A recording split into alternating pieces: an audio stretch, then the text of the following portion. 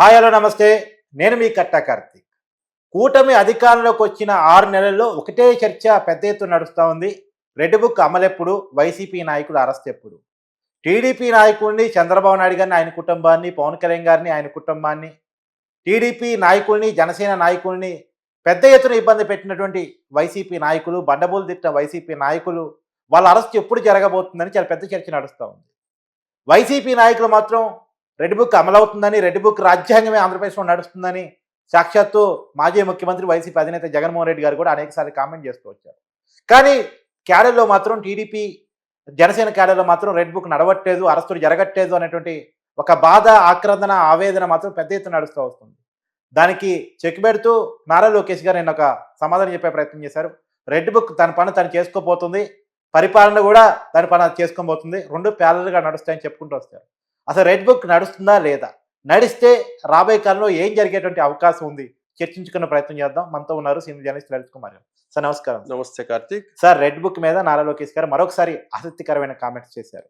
Red book దాని పని అది నడుస్తూ ఉంది, నడుచుకుంటూ పోద్ది అని చెప్పారు. ఏంటి అంటే దీని ఉద్దేశంలో ఎవరి అరెస్టులు జరగబోతున్నాయి అనే చర్చ మళ్ళీ స్టార్ట్ అయింది. ఇక్కడ ప్రభుత్వం ఏర్పాటు అయిన తర్వాత ఈ కొద్ది రోజులు ఈ ప్రతిపక్షాలు కూడా జగన్మోహన్ రెడ్డి కూడా రెడ్ బుక్ పాలన నడుస్తుంది అని చెప్పేసి అప్పట్లో కొద్ది రోజులు, ఒక నెల రోజుల పాటు కొన్ని గ్రామ స్థాయిల్లో కానీ కొన్ని గొడవలు జరిగిన మాట వాస్తవమే. గొడవలు జరిగిన తర్వాత అక్కడ ఏదో జరిగిపోతుంది అనే ఉద్దేశంతో ఈయన ఢిల్లీకి కూడా పోయేసి ధర్నా కూడా చేశారు. అవును, జగన్మోహన్ రెడ్డి ధర్నా చేసి రెడ్ బుక్ పాలన జరుగుతుందని. తర్వాత ఆ రెడ్ బుక్ కు సంబంధించి కొంతమంది అధికారులు కానివ్వండి, కొంత సోషల్ మీడియాకి సంబంధించిన పెద్ద ఇష్యూస్ సంబంధించి బోరుగడ్డ అనిల్ కానివ్వండి, వర్ర రవీందర్ రెడ్డి కానివ్వండి, అట్లా దానికి సంబంధించి, అలాగే లిక్కర్ స్కామ్కు సంబంధించి, ఈ గనుల స్కామ్కు సంబంధించిన అధికారులు, కథా వ్యవహారము, జత్వానీ కేసుకు సంబంధించిన కొన్ని సస్పెన్షన్స్, ఇట్లా కొన్ని జరుగుతూ వచ్చాయి. వచ్చిన తర్వాత కొద్ది రోజులు వీళ్ళు ఈ పరిపాలన మీద దృష్టి పెట్టేసి ఈ ఈ క్రమంలో ఏమైందంటే రెడ్ బుక్ గురించి చర్చ చేయటం ఎక్కడ జరగలేదు. దాంతో క్యాడర్ మొత్తం ఏం చేసిందంటే, ఇప్పుడు ప్రభుత్వం ఏర్పడి 7-8 నెలలు అవుతుంది కదా, ఏదో ఒక 4-5 అధికారులు సస్పెండ్ అయ్యారు, కొంతమంది ఏదో జైల్లో అరెస్ట్ అయ్యారు అని చెప్పి క్యాడరు, కొంతమంది అప్పట్లో ఆ ప్రభుత్వంతో అరాచకాలను ఫేస్ చేసిన వాళ్ళందరూ కూడా రెడ్ బుక్ను ఎక్కడ దాచిపెట్టారు, అసలు రెడ్ బుక్ ఉందా లేదా, లేకపోతే ఎక్కడైనా పడేశారా అని చెప్పేసి కూడా సోషల్ మీడియాలో కామెంట్ చేసేవాళ్ళు.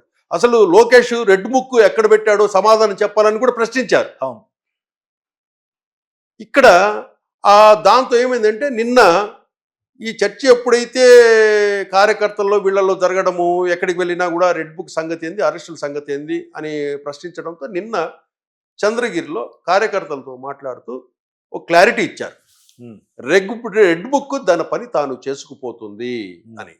అంటే ఈ రెడ్ బుక్లో వీళ్ళు చెప్పేది ఏంటంటే, మనము వైసీపీ ప్రభుత్వం లాగా ఏదో ఆషామాషి పనికిరాని కేసులు పెట్టి అక్రమంగా మనం ఆ పద్ధతుల అరెస్టులు వేధించడం అట్లా చేయకూడదు.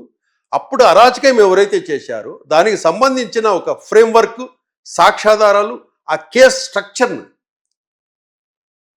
తయారు చేసి దానికి సంబంధించిన ఎవిడెన్సెస్ అన్నీ కూర్చిన తర్వాతనే ఆయా కేసుల్లో అరెస్టులు మొదలు పెడతామని కూడా చెప్తున్నారు. అంటే ఆషామాషిగా మేము లేదో తీసుకుపోయి ఏదో పెట్టి కేసు లాంటిదో, లేకపోతే SC ST అట్రాసిటీ కేసు ఒకటి పెట్టేసి గత ప్రభుత్వం లాగా అట్లాంటి వేధింపులు వద్దు. మనకు అప్పుడు ఎవరైతే తప్పులు చేశారో దానికి సంబంధించిన సాక్ష్యాధారాలు అన్నీ మనం చేసిన తర్వాత అరెస్టులకు వెళ్తామని చెప్పేసి లోకేష్ గారు చెప్పడం జరుగుతుంది. ఇక్కడ ఏంటంటే, రాజకీయ నాయకులు అరెస్టులు జరగటం లేదు అనేది ఒక వాదన. ఏదో అధికారులు కొంతమంది జరుగుతున్నారు, కానీ రాజకీయ నాయకుల్లో కీలకమైన శాఖల్లో మంత్రులుగా చేసిన వాళ్ళు ఉన్నారు. అలాగే జిల్లా స్థాయిలో నాయకులు ఉన్నారు, గల్లీ స్థాయి రౌడీలు ఉన్నారు. అంటే అప్పటి ప్రభుత్వంలో చేసిన అరాచకాలన్నీ చేసిన వాళ్ళు. వీళ్ళందరికీ కూడా మొదటి దశగా ఎవరైతే రాజకీయ నాయకులుగా ఉన్నారో వాళ్ళ అరెస్టులు త్వరలో ప్రారంభమవుతాయని మనం చెప్పుకోవచ్చు. ఈ అరెస్టులు కూడా ఎలా అంటే కనుక, వాళ్ళకి ఏ కేసులు, ఏ స్కాముల్లో ఇరుక్కొని ఉన్నారు, దానికి సంబంధించిన సాక్ష్యాధారాలు, లేదా ఎవరి మీద దాడి చేశారు, దాడి చేసిన దానికి సంబంధించిన సాక్ష్యాధారాలు, వ్యవహారాలు, అలాగే అధికారులు కొంతమంది ఉన్నారు దీంట్లో. ఈ అధికారుల మీద కూడా ఆ వర్క్ జరుగుతూ ఉంది. అంటే మీరు చెప్పేదేమో టెక్నికల్ పాయింట్స్, అవును. కానీ కింద స్థాయి కార్యకర్తలకు ఇవన్నీ కాదు. ముందు కొడనాన్ని ఎప్పుడు అరెస్ట్ చేస్తారు, పేర్నాన్ని ఎప్పుడు అరెస్ట్ చేస్తారు, వల్లభనేని వంశీని ఎప్పుడు అరెస్ట్ చేస్తారు, అంబట్ రాబంని, ఆర్కే రోజాని, వీళ్ళందరూ ఎప్పుడు లోపలేస్తారు? ఎందుకంటే టీడీపీ కార్యకర్తలను చాలా పెద్ద ఎత్తున ఇబ్బందులకు గురి చేసిన వాళ్ళు వీళ్ళు. అవును. చంద్రబాబు నాయుడిని, ఆయన కుటుంబాన్ని, పవన్ కళ్యాణ్ని, ఆయన అవును. భార్యని, పిల్లల్ని తిట్టిన వాళ్ళు వీళ్ళంతా. అవును. సో వీళ్ళని ఎప్పుడు వీళ్ళ మీద యాక్షన్ ఉంటది అనేది కింది స్థాయి కార్యకర్తలు కోరుకునే మాట. అవును, అది వాస్తవమే. కింది స్థాయి నాయకులు నాకు తెలిసి జనసేన కాపు సామాజిక వర్గం నుంచి బలంగా కోరుకునే కొన్ని అరెస్టులు కోరుకునే వాళ్ళు కొంతమంది ఉన్నారు. అవును. కమ్మ సామాజిక వర్గం నుంచి కొంతమంది బలంగా అరెస్టులను త్వరగా కోరుకునే వాళ్ళు చాలా మంది ఉన్నారు. అవును. కమ్మ సామాజిక వర్గం నుంచి వల్లభనేని వంశీ, కొడాలి నానిని వాళ్ళని కఠినంగా శిక్షించాలనే డిమాండ్ అయితే ఒకటి జరుగుతూ ఉంది.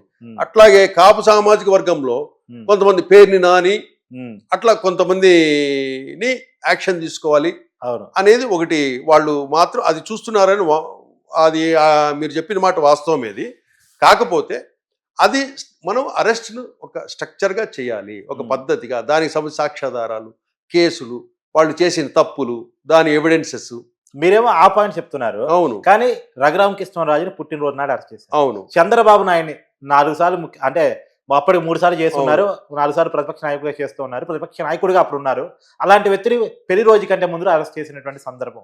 ఇవన్నీ చూసిన తర్వాత ప్రజలు అనిపించేది ఏంటంటే, మీరు టెక్నికల్ కారణాలు చెప్పి వాళ్ళని రక్షిస్తున్నారు, వాళ్ళ అరెస్టులు సరిగా జరగట్లేదు, వాళ్ళని ఇన్నాళ్ళు సేవ్ చేయటం ఏంటి, వాళ్ళ దేశాలు దాటి పారిపోతూ ఉన్నారు. సజ్జల రామకృష్ణారెడ్డి గారి అబ్బాయి సజ్జల బార్కు ఈ అరెస్ట్ ఏమైపోయింది? తర్వాత పేర్నాని అరెస్టు రెడీ హ్యాండ్గా బియ్యం పట్టుకున్నా ఏమైపోయింది? ద్వారంపూడి చంద్రశేఖర్ రెడ్డి అరెస్ట్ జరగదేంటి? ఇవన్నీ మాట్లాడుతూ అన్నారు. అంటే మనం కొత్త సంవత్సరం ప్రారంభమైంది కాబట్టి, నిన్ననే లోకేష్ చెప్పారు కాబట్టి, ఈ సంవత్సరంలో ఈ అరెస్టుల పరంపర ఇంకా కొనసాగుతుంది ఇంకా అని నిన్న చెప్పిన ఆ మెసేజ్ ద్వారా మనం అర్థం చేసుకోవాలి. కాకపోతే ఆ అరెస్టులు కూడా ఇంకా ఇప్పటికే హనీమూన్ పీరియడ్ కూడా ముగిసిపోయింది. 8 months అయిపోతుంది. ఇంకా మహా అంటే గనక ఒక 10-15 రోజుల్లో ఈ వ్యవహారం అంతా కూడా మొదలవుతాయి. రఘురామకృష్ణరాజు గారి కేసులో కూడా మన పివి సునీల్ కుమార్ సస్పెన్షన్ కూడా డిమాండ్ వస్తూ ఉంది.